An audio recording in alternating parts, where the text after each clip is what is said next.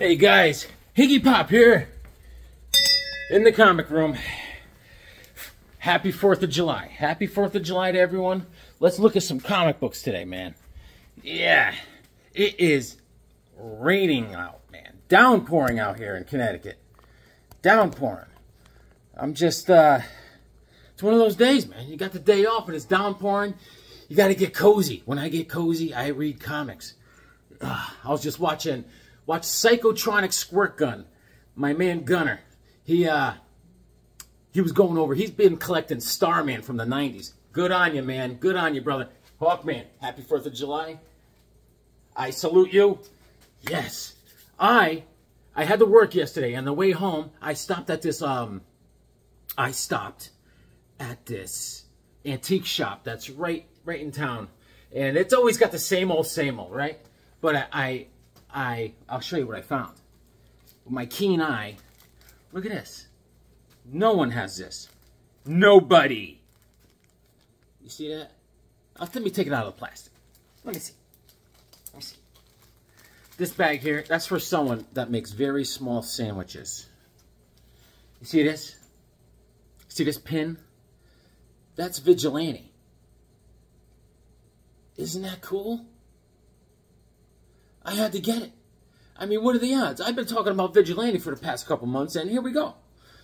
You know, you can put it on your denim jacket with the Iron Maiden thing on the back, you know, like hanging around the locker. Vigilante, dude.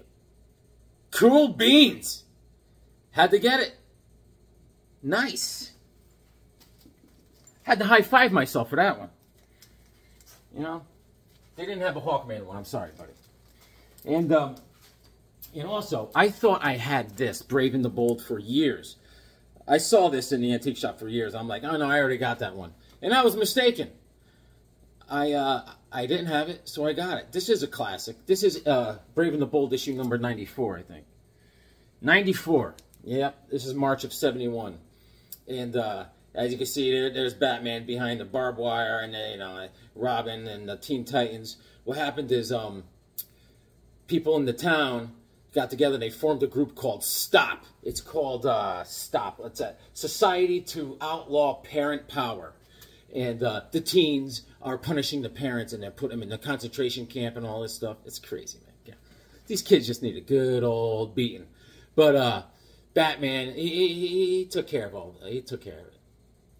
And this was, Bob Haney wrote the story. The cover is by Nick Cardy. You know, it's a little rough around the edges. I'd give it a oof. It doesn't deserve a whoa. It's an oof, but it's good. I like it. I needed it. Issue number 94. Got it. And check out this.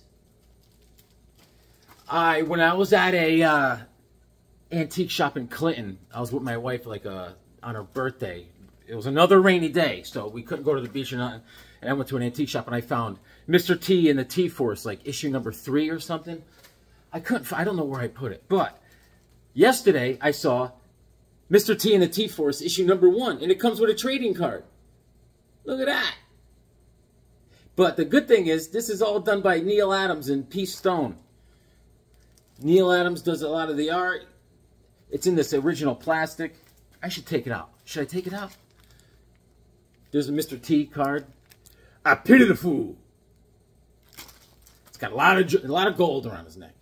And yeah, Neil Adams got involved with this project because Mr. T was like, I want the best of the best. I want the best artist there is. Fool. Mr. T and the T-Force. This is issue number 1. Yeah, man. I like it. I'm a big Mr. T fan. Remember him in Rocky 3? Hey, Balboa. Hey, woman, you need a real man. It was great. Mr. T was working. See, when he was working out, he was, yeah, he was great. He was great. Anyways, today, last night we went to a picnic, and they started the fireworks, but then the thunderstorm started rolling in, and it started downpouring. This morning, it's still raining, downpouring. It's like I'm in the rainforest. So I just started thinking about, you know, jungle. You know, I was going to do some Tarzan, maybe. I said, nah. I was going to go over to, I said, I already went over to Rima, to the Jungle Girl series I got. And then I was going to go over, anyway. I thought, let's do some Marvel. You know, Shanna the She-Devil. This is issue number 1. And George Tuska is on this art. It's great, great. This is December of '72, right? And, you know, they take her out of the jungle. They take all her jungle friends, put them in a zoo. She gets crazy. She's all angry. And then, you know, in here, it mentions she could have went into the Olympics because she's such an athlete. They show her training in a gym. She's just, like, bench pressing, like, all sorts of stuff. You know, I mean, look at her. She's on the pommel horse. She's lifting weights while swinging on the double ring bars. I mean, she's quite an athlete, this Shanna. And then she beats up this giant jack dude. This guy here. This guy with the hairy chest. And, you know, Shanna's no joke. Shanna the She-Devil. I think I showed this one on Dr. Silver Age's show. I'm very proud of this one. And, yeah, it's a good book. Good book. I like it. Great cover. Shanna. Then, what else? Shanna, you know, she was, with, Spidey and the Super Stories. This is issue number 14. Shanna teams with Spidey. Spider-Man does whatever. These were fun. Winslow Mortimer on all this art. Legend. And then she comes back again in Spidey Super Stories, issue number 35. She's more of a blonde in this one. She's going more blonde. All right. This is Shanna Saves Spidey with an elephant. You know what I'm saying? Elephants come in real handy. And then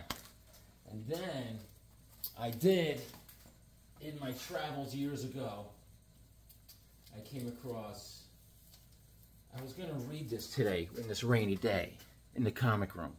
This is Shanna the She-Devil by Marvel, but Gray and Palmiotti did this. And I love Gray and Palmiotti. They're a great team, comic book creators.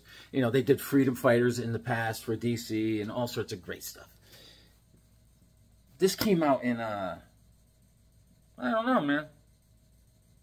But anyways, 2007, all right? But the art and the covers are fantastic in this. And she's definitely blonde in this. No more red hair. And she's killing dinosaurs. And that's a chick that... Oh, Hawkman. Hawkman's saying happy 4th of July. You're the best, dude. You're the best. This guy, he doesn't shut up, man. All right. Keep it down. Keep it down. This is a 4-part miniseries. Shanna the She-Devil. All right. And here we go. Issue number 2. Great cover. And now she's got Tyrannosaurus Rex in the camel clutch. He's trying to tap out, but he's got those small arms. He can't tap out. Cool covers, right? Right. And I did start reading this. It looks like she's on an island that obviously has dinosaurs that she could just beat the crap out of it whenever she wants. And these pirates in a ship or something, and I don't know what's going on, but they see her. She saves them. They get shipwrecked, and then they team up because something else is going on. I didn't finish reading it, but here she is doing a cannonball into a dinosaur's throat. And believe me, by experience, I've done this. It's not fun, you know, because you have to come out of the dinosaur at one point, and that is a tough travel. But she does have a knife on her. That's good. Shanna! That's issue number 3. This is the last issue. Shanna the She-Devil, Survival of the Fittest. And she... Is that Zabu? She's got the saber-toothed tiger. So I will finish reading this. But what I'm really looking forward to today, man. You know, I got other Rainforest things too. I got this other 4-parter. right here. One of my other faves, a DC fave. This is Vertigo and DC joined in on this one to bring back Congo Bill. This is a 4-part miniseries. This is done by Scott Cunningham and Danija Lazazazala. And this may have came out in like 2006 or so. I'm not sure. I didn't read this yet. But Congo Bill, great. You know, he was a member of the Justice League in 2006 or 7 or so. Did you know that? So there's Congo. He's the golden gorilla. And he is in other versions of, like in the early versions when DC had him. He came into play in Fun Comics in like 1941 or something. And then was appearing in Action Comics and Adventure Comics in DC. And he was really named William. His human form was William something Mortimer or something like that. And he could take the form of Congo Bill, the Golden Gorilla. And it was just fun stuff. Fun stuff. I don't know what they're doing with him nowadays. When he was in the Justice League, he was just a gorilla. A big old gorilla. This is issue number 2. This is DC Vertigo.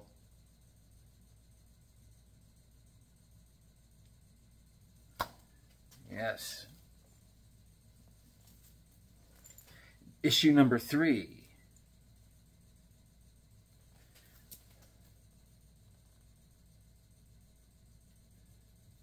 Maybe I'll get to reading this. Issue number 4. The last issue. So we'll see what's doing. We'll see what's doing with Congo Bill. I had this for years. Never got to read it yet. And what do you think of my pin, huh? Come on, man. I can sport that. But on a rainy day, what I want to do is I'm getting back. Getting back. Getting back. Going back to my roots. Going back to my roots. Yep. I'm going to take it back. Take it back to... Yes. Conan! Who's with me?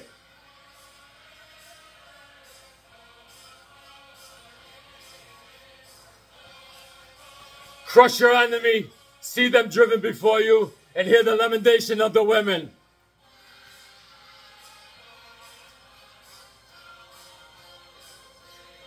Happy 4th of July. Here's my sword. That's enough. All right. We got to go over this. I am going to start from ground zero. I already went over the, you know, I told you how they introduced like a template of the Conan from the Chambers of Darkness, issue number 4. And it's a story in the back. And it's like, it gets like an early Conan done by Barry Windsor Smith. And then I showed you issue number 2. This is the one I bought at a Comic-Con when I was a young kid with my money, and I overspent. And my dad, he beat me when he found out how much I spent on it. He pounded on me until I crapped out my bones. But let's start going over these. All right, let's go to issue number 3, Conan the Barbarian. This is February of '71, and Barry Windsor Smith on the cover with Sam Rosen. Great, great. The Grim Gray God. Yeah, man. And this is Conan. This is the Conan at his best. He's going from like country to country with his sandaled feet, and he's just like having adventures, taking gold, you know, slaying wizards, and you know, women are coming and going, and he's just like, I'm through with you. I'm going to the next town. And the Grim Great God is a classic. He's dealing with the Brythunians. All right. And he moves on. He moves on. Roy Thomas is the writer on this one. Classic. Barry Windsor Smith and Sam Rosen on that cover. And issue number 4. This is April '79. And This one is the Tower of the Elephant, which is a classic. All right, and he fights a giant spider, and he finds like a decrepit guy in a tomb with an elephant head, and he's going for a jewel. He heard some guy bragging about a jewel, and he says, "I'm in it." And Conan goes, and he gets the heart of the elephant or something, and he just dominates and moves on to the next town. Classic. Issue number 4. Issue number 5. And this is a good one. Barry Windsor Smith, Sam Rosen on the cover.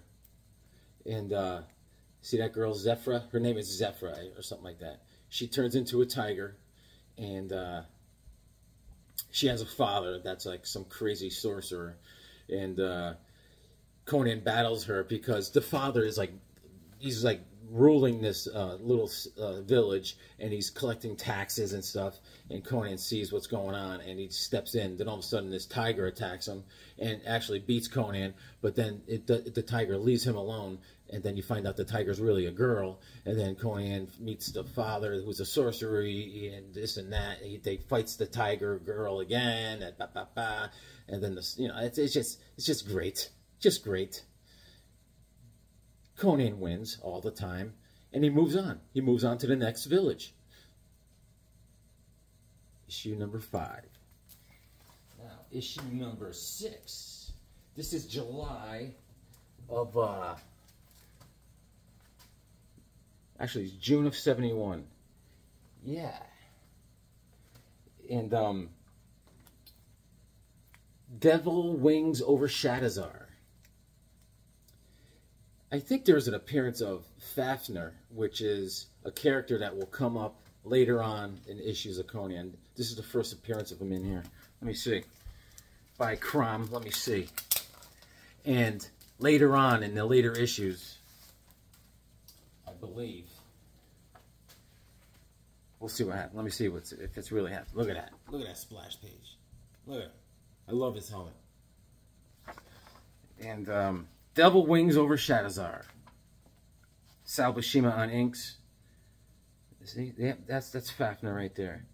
Yeah, this red-headed guy, right? He's a big dude, and he has these run-ins with Conan. And at first, they don't get along. You know, they're always beefing, but they're very similar. He's just like Conan. He's a brute. But I forget what happens. But later on, when he teams up with Conan, he only has one arm. He lost his arm. And they team up for a while. They team up for a lot of issues. It's great. It's great. You know, you can't put a price on having a one-armed friend, you know? Because they always need you. They need you for something. And issue number 7. This is July of 71. And God in the Bowl. So, Conan overhears this guy talking about he's talking about the Hall of Relics or something, and Conan's like, I want to break into that because he's a thief. Hey, listen, this guy's got to make a living, but there's this God in a bowl type of thing, and it's possessed. And anyways, Conan gets there to break in and rob the joint, and there's dead people all over the place. He gets framed for the dead people, and he has to get out of there. He gets out of there with gold. Don't worry, he's got gold. He's got some scratch in his fur pocket, and he gets out of there. Great. In the coils of the man serpent. He looks in the bowl. At the end, if you look in the bowl, you die and stuff like that. And before he leaves, he looks in the bowl, and he sees the face of Thoth Amon, which is the wizard that harasses him for a lot of issues throughout Conan's life. All right. And let's see. Issue number 8. And this cover's great. Barry Windsor Smith, Sal Buscema, John Romita. Everyone's in on this one. It's a great cover. I love those guys. Look at them. Surrounded them. And this girl's oblivious. She's going through the gold. She's like, oh yeah, baby. Oh yeah, man. The Keeper of the Crypt, issue number 8. Good stuff. Classic. Issue number 9. This is September. September of 71. The Garden of Fear. I think this one was also, this was like an original adaptation of Robert E. Howard classic. Great cover, man. Great cover. Issue number 9. Oh yeah, man. Issue number 10. Beware the wrath of the Bull God.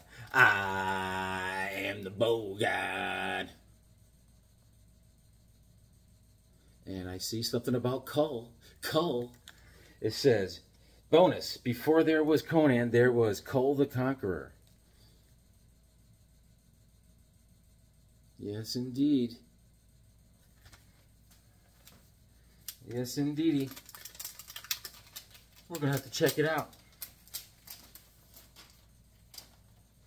Yeah, right. Great. Look, Conan giving this guy a karate chop right in the windpipe. All right. Yes. There's the Bull God. Barry Windsor Smith.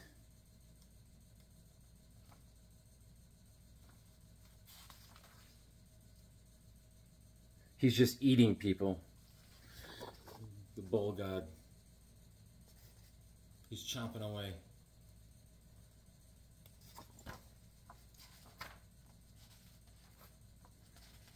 All right. Black Knight. They have a story about the Black Knight in here. All right. We're going to keep going. The King and the Oak. Kull the Conqueror. Artists are Marie and John Severin. Look at this opening page. Beautiful. Beautiful. Oh, yeah. Oh, yeah, baby. Man, this is great. Look at this. Look at the lettering. Look at the art. Look at that storyboard.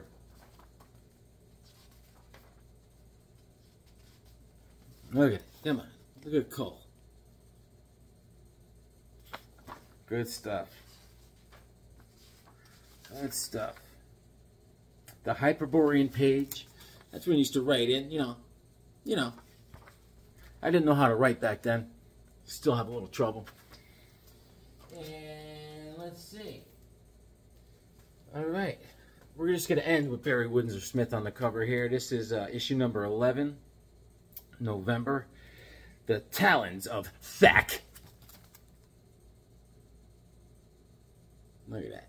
Look at that. Classic. Classic. All right, man. It's the 4th of July, but it's raining. I'm going to hang tight, read some classic Conan. Read your comics, they make you smart.